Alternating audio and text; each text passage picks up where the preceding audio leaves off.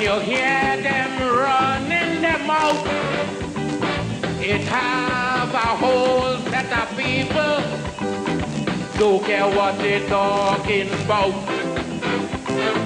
A racist is someone living happy and all their family doing well. So race talk is really not for people in the ghetto catching hell. Now tell the racist, sufferers don't care about color. Sufferers don't care about race.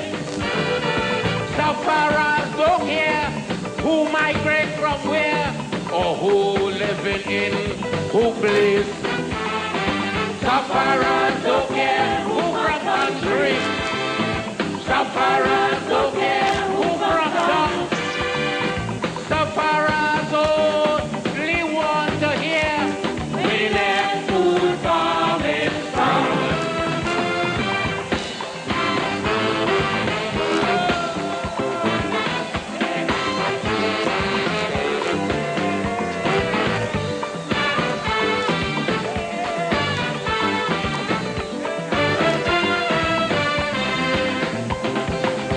Get up early next morning, go down in the 10 days yard. You see so much different race, so much different people line up with the ID card. Or visit my village called Talparo, where they get no water for years. So much different race, so much different color, with a bucket sit down shedding tears. Now tell the racist, sufferers don't care. I want to say a pleasant good afternoon, ladies and gentlemen. Sufferers don't care. And how are we doing this afternoon? Sufferers don't care who migrate from where or who living in who place. For some reason, I don't think I'm getting that pitch. Don't care. If you're hearing me, please indicate. I think that you're supposed to be.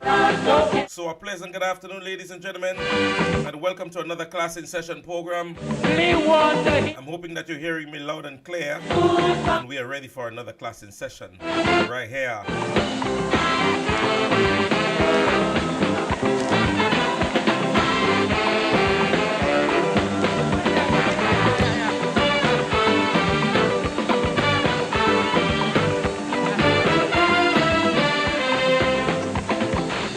Visit the General Hospital. Welcome to the persons on my Facebook I know that you would be and YouTube page. don't see so much different We had a little late start, people. so we're going to jump into it very, very, very quickly this evening. Wonder.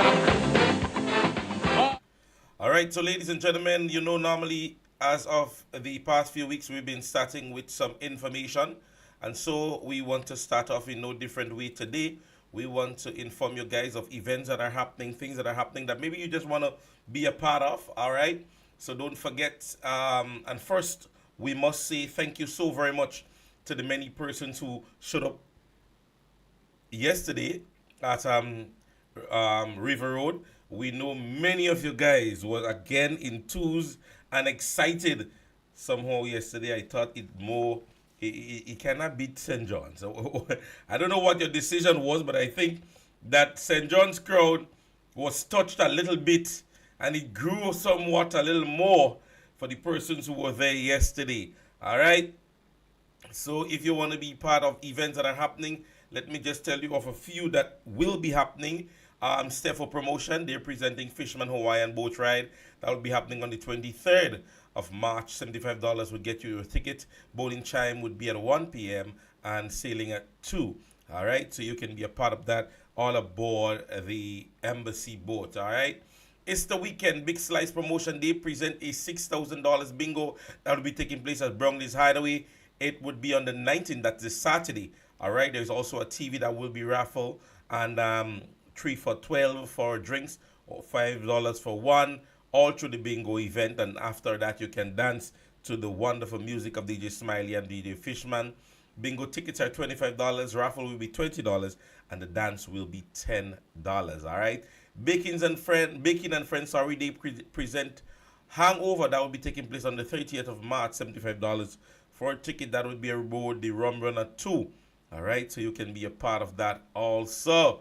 Yes, we had a late start, so we definitely want to ensure that we run into some things that we have to do, and we did what we have to do. And now let's get back to the myth of the matter.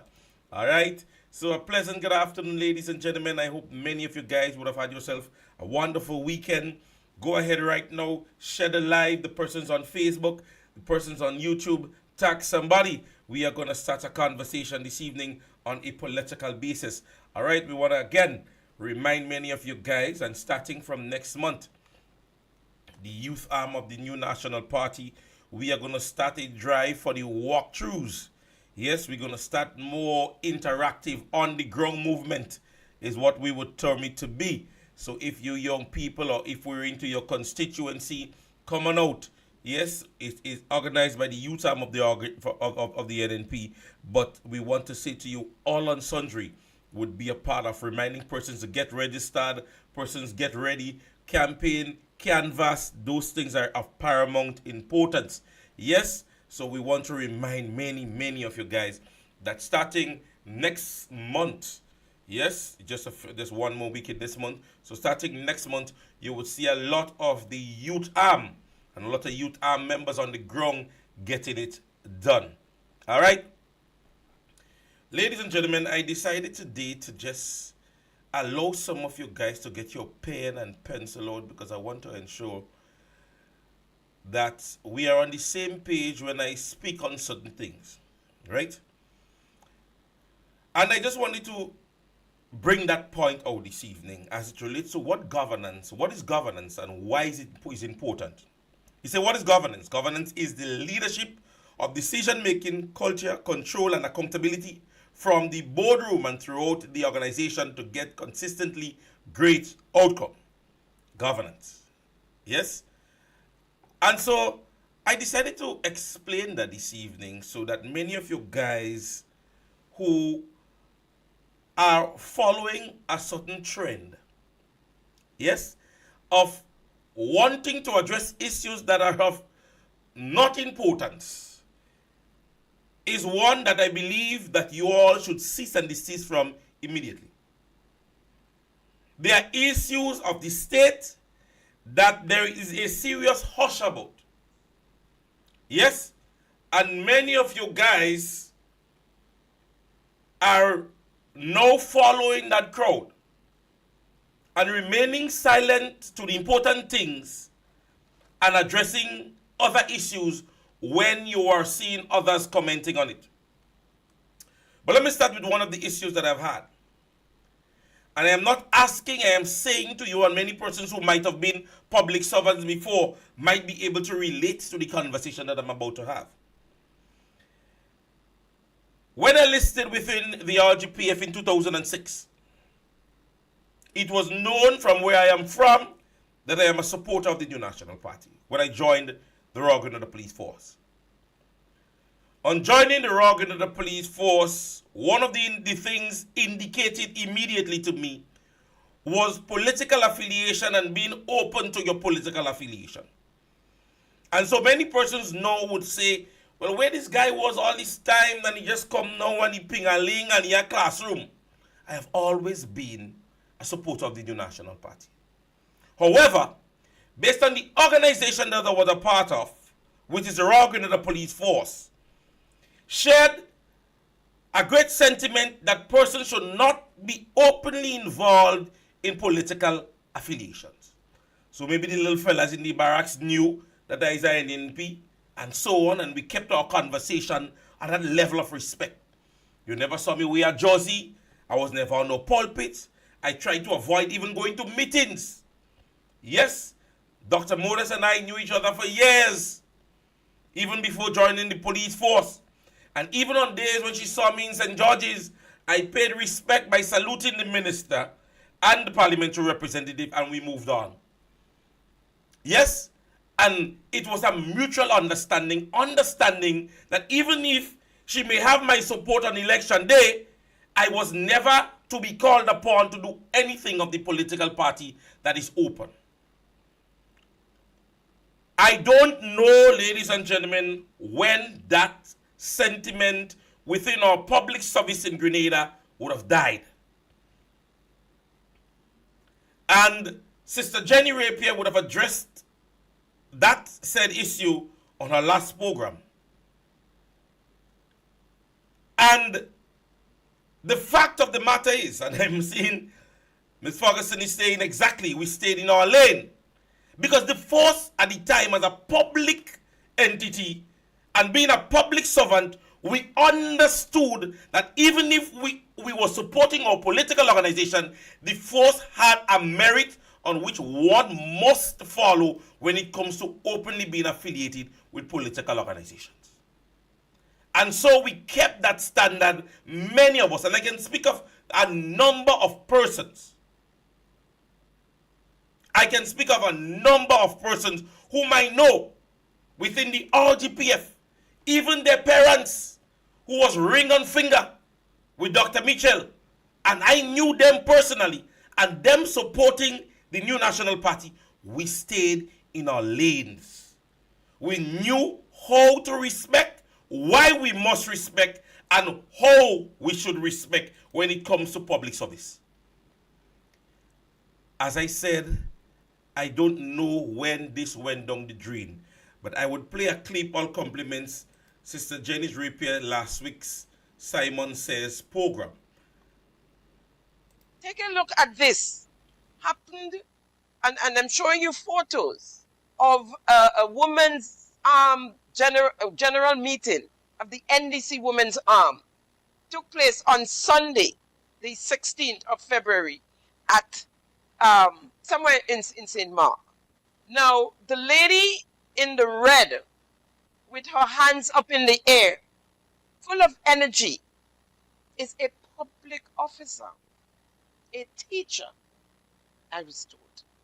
And the other photo, the lady in the yellow dress with the black blazer, Miss Amanda Jack, is also a public officer, a teacher at the Tamsisi in Carriacou. And worse than that, she is in charge of the Parliamentary Elections Office in Carriacou. Ladies and gentlemen, I will stop it there. And I hope that you get the sense of what the whole clip was about. And I'm showing you photos. Now, ladies and gentlemen, how can you say to me that this bit of evidence that was brought forward, not just saying they hear, not just saying I heard these two persons was at the event. There is photographs of those individuals, and they weren't individuals sitting there gingerly, observing the meeting, trying to be on neutral. They were up in glee. These persons, ladies and gentlemen, were up in glee.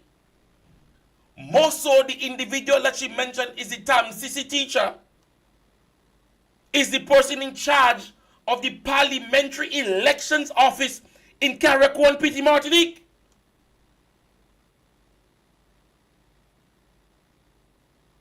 Now, how can you say to me that in the back of your mind as a leader, somebody who is governing, somebody who is in charge, and those information comes afloat, would not worry you in any way? Should not put you in the sense that even if you support me, I shouldn't be able to call you and say to you, listen to me, even if you support my political organization, you need to understand the position that you're in. And that's the reason why I started by referencing, even when I was a police officer, at no point in time the no political leader, Sister Emmeline Pierre, knew me personally. Honorable Clarice Modest and many other members within the New National Party knew me personally. The only thing I believe that they were called upon to do at the time was youth parliament. That was a general sense. That was in its general sense. But at no point in time I was called upon to do anything that was party affiliated, because persons understood my position, understood my job, understand what it is that is expected of me. And mind you, they're in power, they're in government. So anybody to have made me go was them. But they respected it to the point whereby they was not even going to compromise it. But you have teachers, public servants, public workers in open political forums, more so compromising the electoral process office that the person is in charge of, seen in a political event. Now, if this is not conflict of interest, then I don't know what is. Because if you could have the person in charge of the parliamentary election office in an open political event, in full glee, as I said, the individual was not seen sitting and admiring what is happening or listening tentatively to what was happening. She was part and parcel, applauses and standing up. Now, if this does not trigger in your minds, ladies and gentlemen, the status or the stake that this country's election and position is in, then you don't listen and understand what is happening. Because if my boss is compromising my workplace, it means that any decision to be made, I can go to my boss.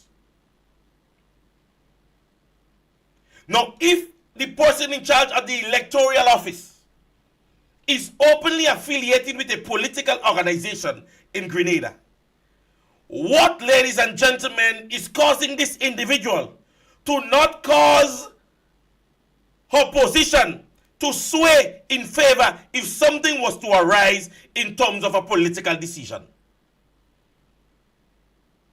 What is causing that individual to not sway their position based on their political affiliation? Mind you, I am not saying that an individual as a public servant cannot support a political organization. This is not my stance. This is not my stance. My stance is that even if you're attending a forum of that nature, the expectation of you is to carry out yourself in a manner that persons does not put your job in a compromising position to affiliate you with the other side. I have no problem with the individual attending the event. This is not my take. She maybe just wanted to hear what is being presented. But so too, with everything that is happening now, you could have gotten a briefing as to what went down, because it was a general meeting. It was a general meeting. So it wasn't a situation whereby you are basically having to cast a vote as a delegate or anything like that. And you traveled from Carriacou to Grenada, or take it to mean that you was in Grenada and you just say it happened. And you're openly involved. A teacher, even caught on camera in the same spirit. No, this is compromising. I don't care what you say. If it happened under NNP, it was wrong. And if it is happening under the NDC, it should be pointed out as wrong. So when nobody come in and tell me, oh, I don't know what I said. I was a public servant in the state of Grenada, and I know what is the expectation, that you should not be openly involved. What it means to be openly involved, wearing party colors, going into those events and be seen in cheerful manners and hugging and chanting on podiums. Now, what it is that takes away from this individual, if the Women's Armed Convention of the New National Party comes up, of the National Democratic Congress comes up, that she does not hold a position, the person in charge of the parliamentary office in Grenada is openly seen in a political meeting, and it is okay. It is okay. I remember, I believe in the 2008 or 2008 election, when the time the person in charge of the parliamentary office were asked to step down. I think it was a request by the then Prime Minister Tillman Thomas. I didn't think he took office as yet. It was during the campaign, and he stated that the person was, he believed, in favor of the new National Party. And the request was that the person step down. You cannot say to me that this is acceptable in no country in the world. If I'm going to play a football match and I'm noticing the officials sorry, are coming out from the opposing team's locker room, is a call for concern for me. And this is one of the issues I think that the new National Party needs to address, and address immediately. There is not hearsay evidence.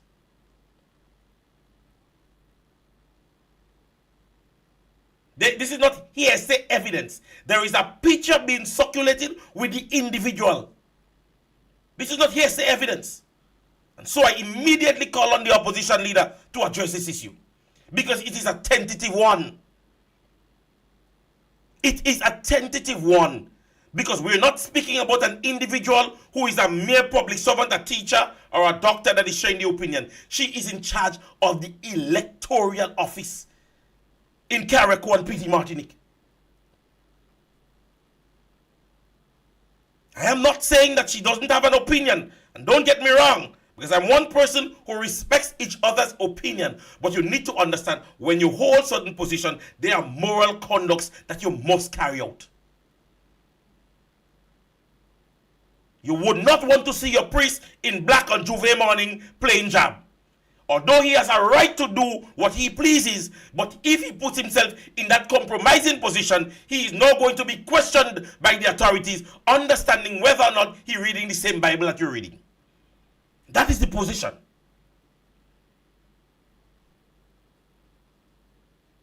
That is the position. This places the individual, the position she holds, in a very compromising position, and it needs to be addressed. It needs to be. You cannot leave that so. It cannot be left like that. And I call on whomever, I don't care if they tag me on it or whatever it is, you placed yourself in that compromising position when you dressed in the party colors and went to that event, knowing the position that you hold. And even if you are not relegated from the position, you need to be seriously reprimanded by the Public Service Commission or whomever it is that requires that issue to be addressed. You're a teacher at the time, CC. You're in charge of the electoral office, and you find yourself in such a position. It means that you care less as it relates to what the standard of what it is expected as a public servant. You seriously ignored that position. And as I said, it's not a situation where a photograph is taken where you're just sitting enjoying the meeting. You're part and parcel of it. You were part and parcel of it, notwithstanding the fact that you are from Carriacou.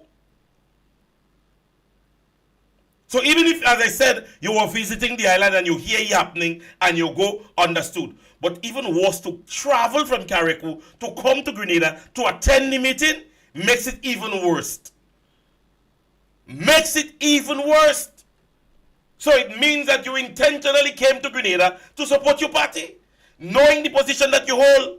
At no time on the boat coming down or the plane, you say to yourself, I don't believe I should do that based on the position that I hold. It means that you care very little as it relates to the state when it comes to the Public Service Commissions and what is expected of you. This is one of the issues I don't want to see laid to rest. Because I was a public servant and I know what is the expectation when it comes to you being a public servant. You're open, your opinion to support your party is okay. As I said to you, the entire time I served as a police officer, I was an NNP. But then nobody could have showed you a picture while me being a police was in NNP jersey. or in any NNP rally jumping up and balling here. And even if I went to one, are they way down in the back? The camera can pick me up. Or maybe me and some friends might be chilling by a bar, having a drink. But when you reach to that point, ladies and gentlemen, where public servants feel it's okay to go to political events and enjoy it. So what is Grenada coming to? What is Grenada coming to?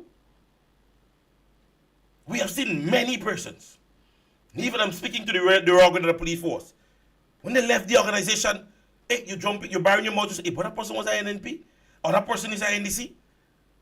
But ever so often, when they had to carry out their work, it was done diligently. I've seen that standard in the organ of the police force in my tenure. Persons could have shoo and say, watch up, that man is an NNP, that man is an NDC. Remember one time in the organization when the past commissioner was deemed to be an NDC? Talks on the ground, but at no point in time Mr. Martin could have been seen in any forum speaking on any television and speaking for a side or speaking against a side. It was mere assumptions. And then he attained the rank of Commissioner of Police, even under a political organization that he was stated that he wasn't affiliated with. So it means that he kept what he kept, worked as a public servant, and obtained the rank based on merit. Because I can say to you, it was always said, Mr. Martin is a NDC. And many others joined the work. I heard even persons like Mr. Francois, I'm afraid to call name. They were deemed to be persons on a political affiliated side.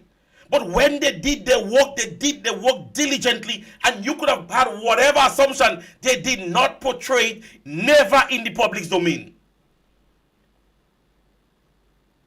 Never in the public's domain. And so if we have pictorial evidence, I believe the PSC doesn't have to wait on some information from the opposition or some letter from somebody. It is there. Call Sister Jenny, call me, call somebody. We can make these pictures and them available. We can make those photos available. You cannot agree on one end and disagree on the other end. You cannot agree on one end and disagree on the other end. Which takes me to my next point, ladies and gentlemen, because the next point I want to bring across is to show you how these persons believe in their mind that the only intention is to sway persons, make them believe, oh, yeah, man, that is good, that is very good, that is very good. But I want to play the clip from the Prime Minister on addressing the issue that happened with our very own Sister Kate. And so I want to address this because I want to go somewhere with it.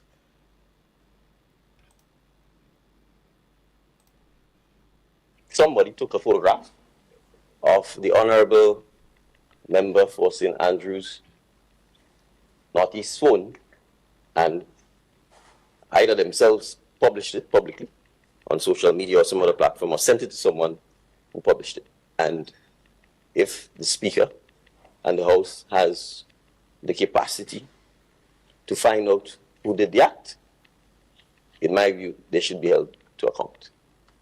I want to go on record and say further. No, I'm pausing this there.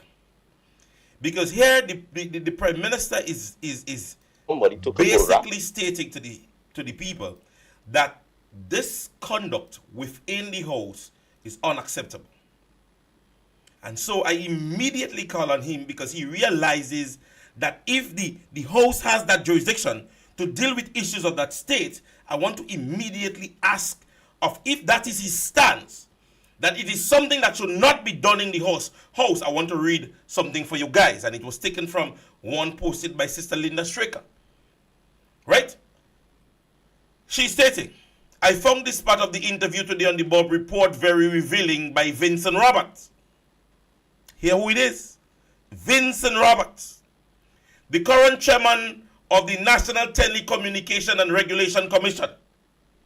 And he says, The discussion was centered on the recent breach in the lower house of Parliament when MP Kate Louise Peters, while using her private phone, was filmed without authorization by an unknown person and posted the video on social media.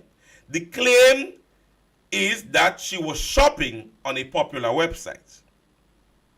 Vincent Roberts' words on the Bob report was, "You cannot expect privacy sitting in the parliamentary chambers.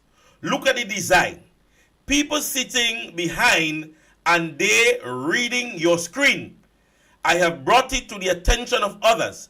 I have taken photographs of their screen and said, hey, you have to get a screen protector or get some other means."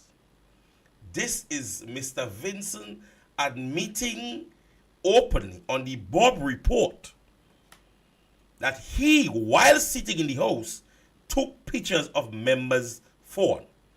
Goes on to say, Dr. Bob interjected and he said, wait. You're saying you have taken photographs in the parliament? And Mr. Vincent Robert answered, he said, I have seen it and I have taken it and I used it to indicate to members that to look at your screen is visible and you need to protect it. Yes, folks, a stranger to the lower house of Parliament has admitted to taking photographs of members in Parliament without the authorization and blaming the design of the chambers. Please remember that security personnel always tell strangers to turn off mobile phones once in the gallery of the Parliament. So I call on the Prime Minister that Mr. Vincent Roberts, in an open interview, have admitted that he have taken pictures while in the gallery in the Parliament without the authorization of parliamentarians. And you would have stated clearly when you would have addressed the issue a few weeks back that you state clearly that you believe once the House have the jurisdiction to do so, once you are filming within the Parliament, you should be held accountable. It was not my words, it was the words of the Prime Minister. And I want to ensure that this is the words that I heard, and I want all you to hear it too. So I don't want to say Prince that say.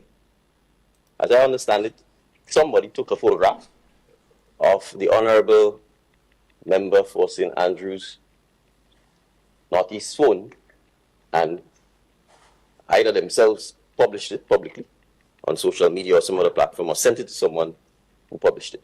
And if the Speaker and the House has the capacity to find out who did the act, in my view, they should be held to account. So, as long as the House has that level and jurisdiction as mentioned by the Prime Minister of the state and the Minister of National Security, if that jurisdiction is given to the House, I am saying to you guys, we have two matters to deal with. Because Mr. Vincent Roberts also openly admitted on taking photographs in the Parliament. He have admitted it, not me. He said it on the Bob report. At the end of the day, I was a police officer, and they say to you, what is important in evidence is that you have a written confession or you have tangible evidence or primary evidence in an investigation when carrying out an investigation. These are two main things when carrying out an investigation, when a perpetrator is being interrogated. That there is written information or documentation that can say, yes, he did or didn't, or you can have tangible evidence. In such case, the first one, we had tangible evidence. Investigation would carry out whether or not we take it out. But in this case, we have Mr. Vincent Roberts giving what I would consider to be a verbal confession on social media, on every social media platform that the Bob report was being viewed upon. So, Mr. Vincent, if the jurisdiction lays within the Parliament that, hey, that is a no-no, then I can say to the Prime Minister that we have one mouse in the trap. Because whenever you're going to the House of Parliament, as a member that is viewing, not a parliamentarian, you're asked to turn your cell phones off. Because I don't know how come the design of the house becomes an issue. I don't know since when the design of the house become an issue. Because at the end of the day, ladies and gentlemen, if you're sitting within the chambers and an individual at the house does have their phone on, you can't from your position read with the naked eyes what is taking place on that phone. Take it from me. If you're sitting in the chambers and I have my phone, even if what is there may deem to be visible, you cannot legibly say what it is that I'm going through. You may know a Facebook sign, but to say, well, I'm on Annette Mitchell's poem page or I'm on this person's page, you cannot from the chambers. I am no stranger to the House of Parliament. I was a young youth parliamentarian at Bluffin. So at the end of the day, let's start dealing with issues of those importance. I know all you're waiting for me to talk about what Dr. Mitchell said last night. I'm not talking about its stupidness. I am not going to address issues of that nature because there are more important things within the state that persons need to understand that we need to address. I am moving to another one with immediate effect.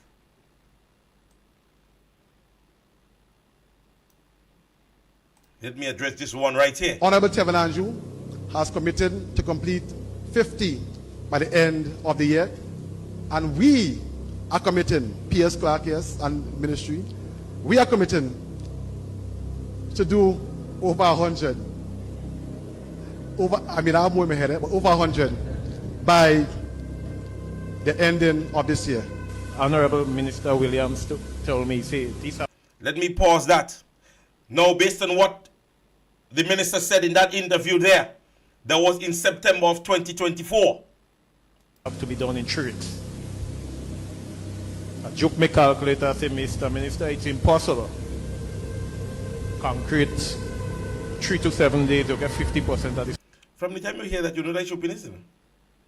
Because a contractor joke a calculator to know how fast a house go build.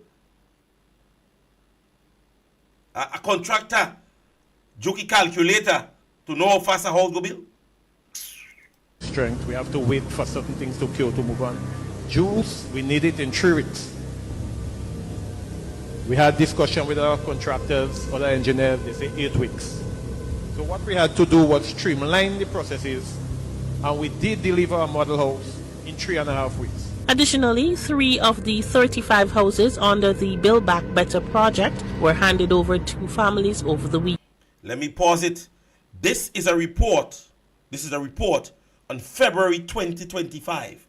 Remember the clip before in which the minister would have mentioned how much he want to build at 100 by the end of the year. We're talking September, October, November, December, January. Yes? So he wanted to build 100 within 3 months or the end of the year, October, November, December. He wanted to build 150 in Carriacou. And in February of 2025, this is a report. Weekend. The Build Back Better homes, I am happy to report that out of the 35 homes that we have under construction, 3 of those homes last weekend were delivered to the recipients.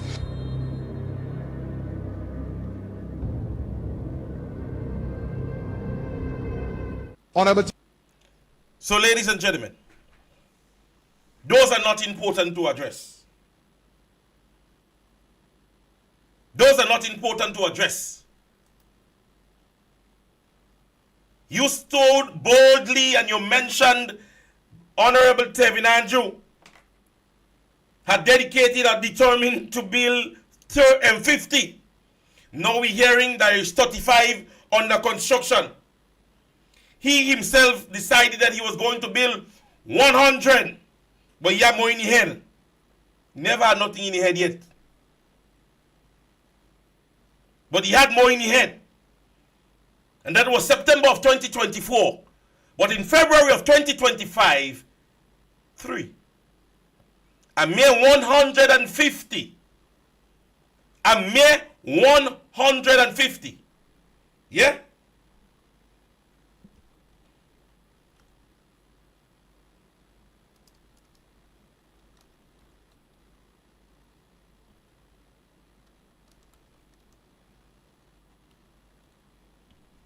Yeah, sorry about that. A mere 3 out of what we're calculating to be 150. Right? So, Brother Andrew with 50 and you have 100 in your head. So let's take it to mean that you're 150. Ladies and gentlemen, the maths would show you that this is a 3% rating. A 3% rating. Yes? So you have decided that you are going to build 150 within a few months.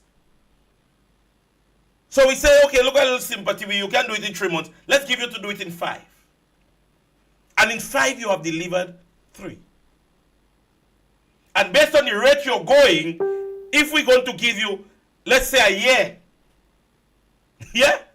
If we're going to give, because in 5 months, you'll give us 3. So if we give you a year, by the end of a year, we may get 10 as the most, or 8. That is governance. That is vision. That is accomplishment. That is understanding the status of governance. But no, all you want us to have a conversation about what Dr. Mitchell said.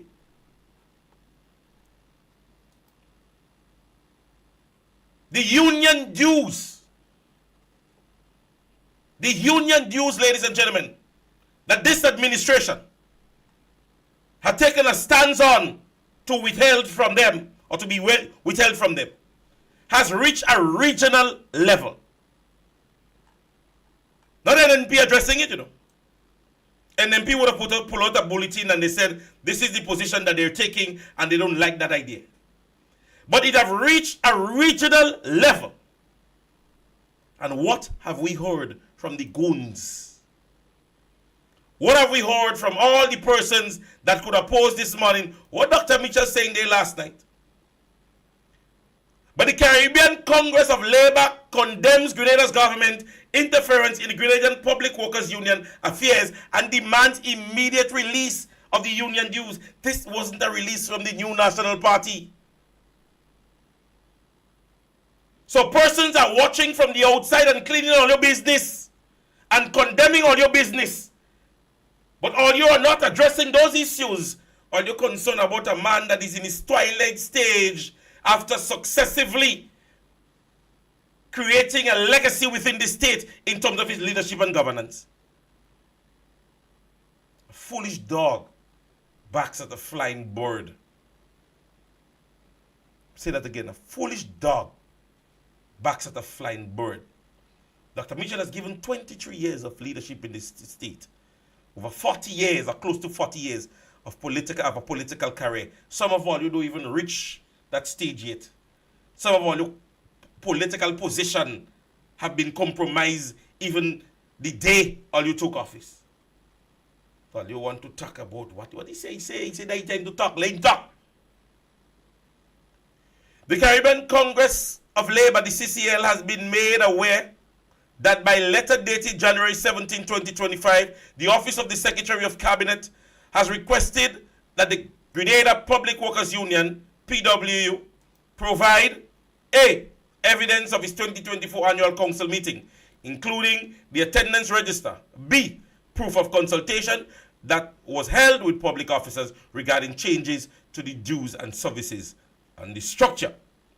It is our understanding that this demand have been set a precondition for the release of the union dues that we unlawfully deducted from the Grenada Public Workers Union. The CCL views this as an unacceptable overreach and direct violation of the autonomy of the Grenada Public Workers Union. Trade unions and democratic institutions have the fundamental right to manage their internal affairs without government interference. The CCL stands firm by the principle which is widely recognized and respected in an international labor standard. This, ladies and gentlemen, was not a letter written by Dr. Mitchell or a letter written by Emmeline Pear, Honorable Emmeline Pear. This wasn't a letter written by them. The Caribbean's eye is on us for the decision made by a government, and we yet to address it and address it properly. We want to concern about what Dr. Mitchell said last night about John T. Address issues of the state that concerns the state. There are cousins, aunties, brothers, all kind of nenen within the state that this union dues are being held back and they are not receiving salaries and cannot feed their family or carry out what they have to carry out, but we can't address that. So bread and butter issues is not important. Bread and butter issues is not important. We want the rum shop and fish market conversation of what Dr. Mitchell say. Of what Dr. Mitchell say. This is what interests us. And it saddens me to realize that there are a few goons that are so politically illiterate. They are so politically illiterate that they are not even given the opportunity to get aside and say, listen to me, that just ain't right. Many can just stand and say, that just ain't right. No, because it carry out some precedents that are support the party. So they do right, are they with them? They do wrong, are they with them? And I tell you already, I have been addressed by others asking whether or not I don't support the NNP again. Because there were times I took the time off and I condemned actions that I was displeased about, even while supporting the political organization. When certain things was being done, I stood up and I said, it is not right. Ask anybody who have followed me between the years on my social media platforms. When NNP did anything, I said, it is not right. Many times during the campaign, and many campaigns, if you had followed Dr. Mitchell, many times he would stand on the pulpit and say, I didn't do everything right. There is more to be done. We can do more. But you have a political organization that is just under 3 years old, and they can't simply admit their faults or their shortcomings, always with some excuse. Always with some excuse. And you have persons that support them, and they hear them supporting them wrongly. And they say, well, yeah, man, that's my party. This is going to backfire on a lot of supporters.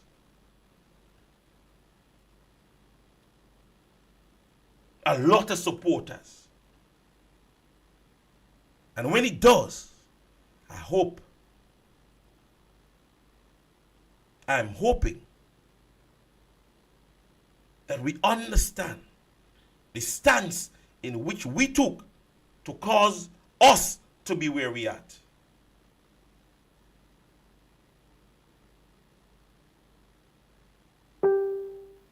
Ladies and gentlemen, I hope the bit of information this afternoon, the which that we had embarked on, is one that many of you guys would understand where we're coming from. So a clarion call is being made that the individual who's responsible for the parliamentary election office in Carriacou, that issue is a burning one to me.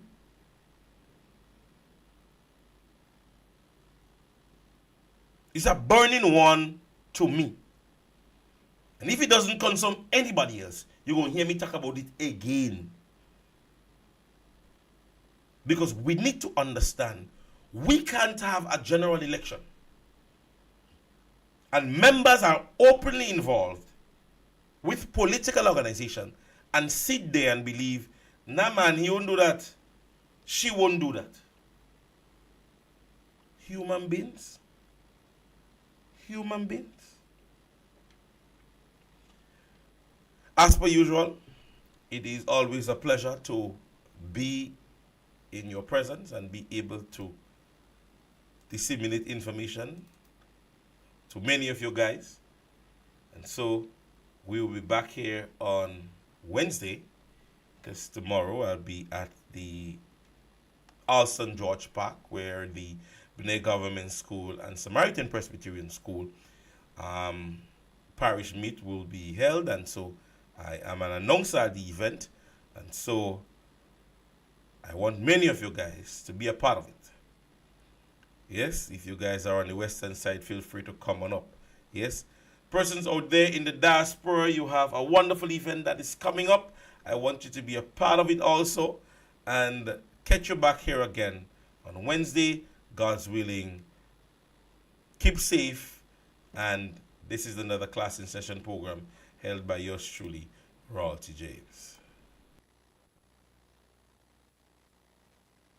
21 years of greatness, and this year won't be any different as New Face Promotion presents Revo Dance 21, going down Saturday 15th March at the Caribbean Breeze, 176 Belmont Avenue. Doors open at 10 p.m. From Grenada, Selecta Beast, and Dr. Dre from Power 95. Look out for Team Greens from Montreal, Canada, Queen the Fire, Naughty Vibes, and One Drop. Advanced early bird tickets cost $45 before February 15th, $50 after. More at the door. Get your tickets now from Pierre de Barber, 1055 Rutland Road, West Cuisine, Clarkson, 916 Clarkson Avenue, or Spice Up Market, 899 Clarkson Avenue. Tables and birthday packages are available. Zelle or Cash App accepted. For more info, call 347-304-5453. So on Saturday, March 15, get ready for an unforgettable night. It's Revo Dance 21. Make them jump until the fence over. Yes, people don't know the race.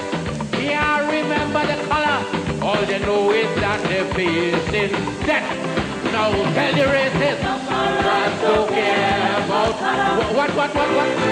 Sufferers don't care about race. Sufferers don't care who migrate from where or who living in who place. What? Sufferers don't care who from country. What? Sufferers don't care who from town. Sufferers only want to hear women's food from his